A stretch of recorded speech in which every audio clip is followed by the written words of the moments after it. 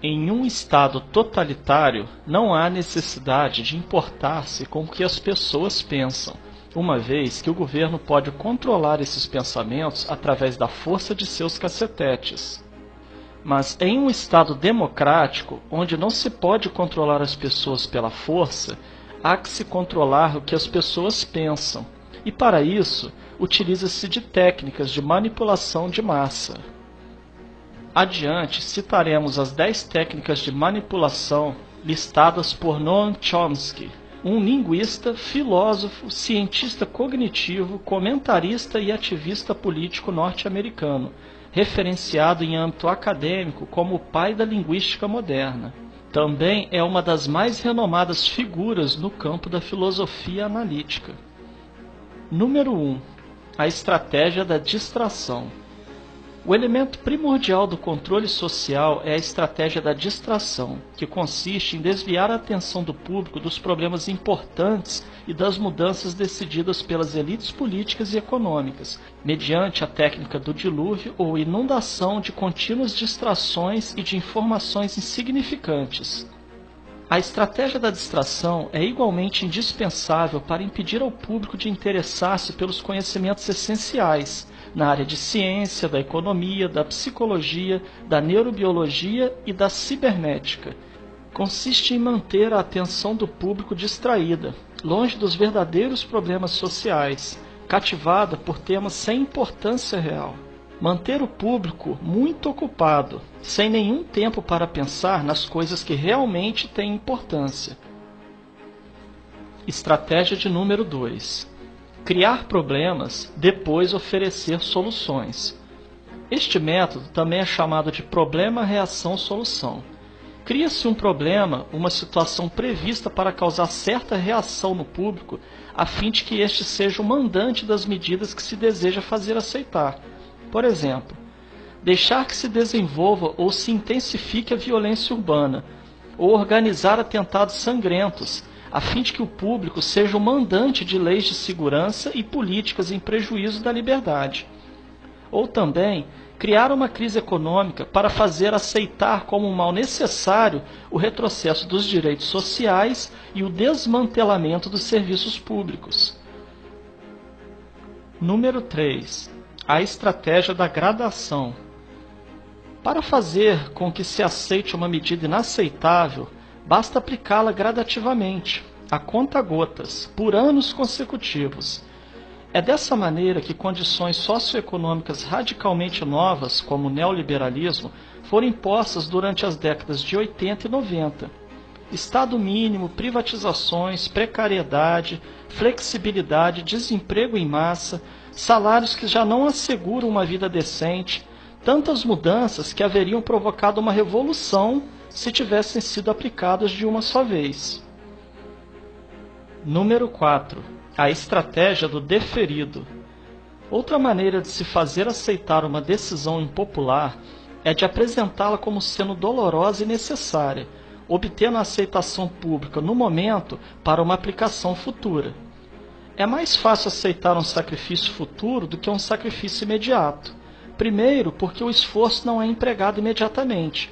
Em seguida, porque o público, a massa, tem sempre a tendência a esperar ingenuamente que tudo irá melhorar amanhã e que o sacrifício exigido poderá ser evitado. Isto dá mais tempo ao público para acostumar-se com a ideia de mudança e de aceitá-la com resignação quando é chegado o momento. Estratégia número 5. Dirigir-se ao público como crianças de baixa idade. A maioria da publicidade dirigida ao grande público utiliza discurso, argumentos, personagens e entonações particularmente infantis, muitas vezes próximos à debilidade, como se o espectador fosse um menino de baixa idade ou um deficiente mental. Quanto mais se deseja enganar ao espectador, mais se tende a adotar um tom infantilizante. Por quê?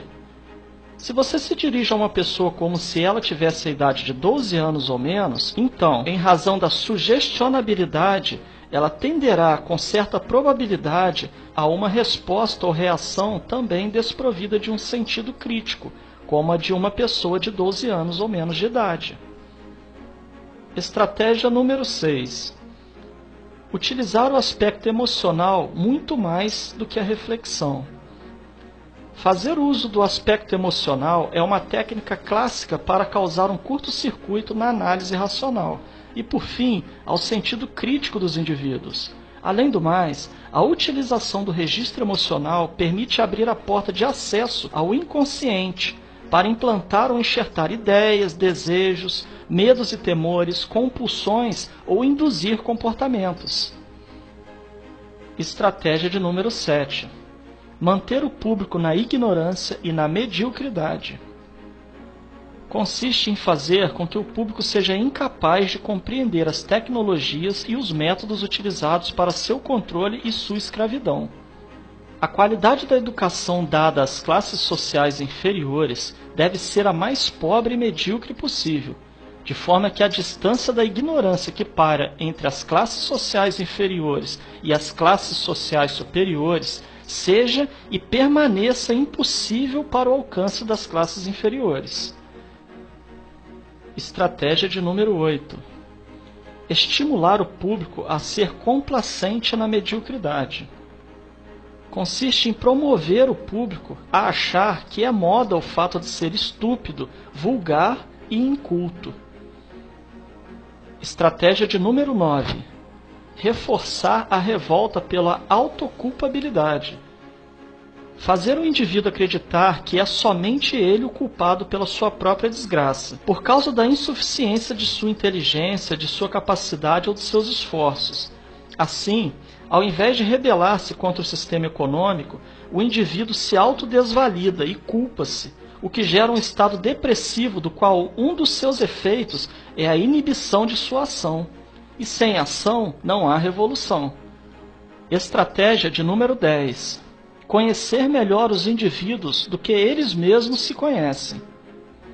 No transcorrer dos últimos 50 anos, os avanços acelerados da ciência têm gerado crescente brecha entre os conhecimentos do público e aqueles possuídos e utilizados pelas elites dominantes. Graças à biologia, à neurobiologia e à psicologia aplicada, o sistema tem desfrutado de um conhecimento avançado do ser humano, tanto de forma física como psicologicamente.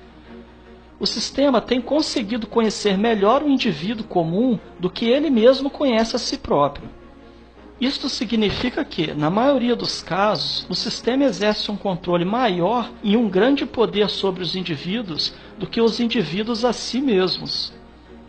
Observando essas 10 estratégias citadas por Noam Chomsky, certamente poderemos fazer relações com o que vivemos atualmente, principalmente no campo político. Portanto, é dever de cada um analisar cada fato e notícia a partir de seu próprio ponto de vista, reunindo a maior quantidade de informações possível. Somente assim conseguiremos anular os efeitos manipuladores que estão embutidos nas propagandas, notícias e acontecimentos.